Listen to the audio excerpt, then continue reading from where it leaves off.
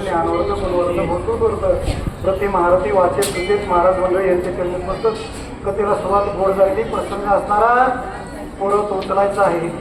आणि हा पर्वत परत नेण्यासाठी शिष्टाचारात बदल होऊन ब्रह्मदेवानं ती सृष्टी निर्माण केली. या शिष्टाचारामध्ये हनुमंता बदल होऊ नये म्हणून हनुमंत स्वतः आले रामाच्या सांगण्यावरून आणि सांगण्यावरून समोर ज्यावेळेस आले त्यावेळेस हनुमंतानं काय केलं असा गजर केला करता करता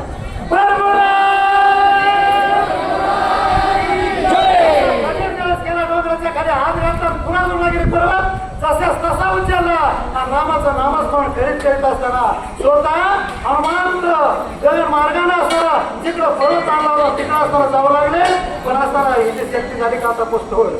ही शक्ती झाली तिचं असताना एक प्रकारे असं कौतुक करावं वाटतं. काशी पाहिली मथुरा पाहिली पाहिली राहिली द्वारका काशी पाहिली मथुरा पाहिली राहिली द्वारका आणि या पंचक्रोशी वरवणी तालुक्यात या जसा संतीचा कार्यक्रम नाही दुसरा चारदरी सारखा नाही चारदरी सारखा फक्त काय वाजू हा पण इथून पुढं काही मात्र नाही सिंधू नका ही आंध्या पाण्याची कळकळीची विनंती कारण पुन्हा काही पाळा याच्यासाठी येणाऱ्या आणि असणारा म्हणून असणारा त्या ठिकाणी एवढंही करून हनुमंतच्या गगन मार्गे चालला त्याला पुढं जैसा श्रीरामाचा बाण धनुष्य हुनी सुटता गुणा गगनी उसळेल संपूर्ण विपुदळन सरितासी जसा परम चंद्राचा वाण आहे यज्ञाचा एक वाणी एक वचनी एक म्हणा तेवढा पण एवढा तरी असणार एक न कसा एक राव घे धरू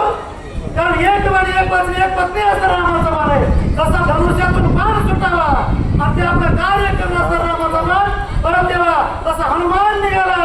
पर्वत उचलला आकाश मार्ग असताना दक्षिणेच्या मार्गाने जाऊ लागला मिळवुनी प्रगतीव्र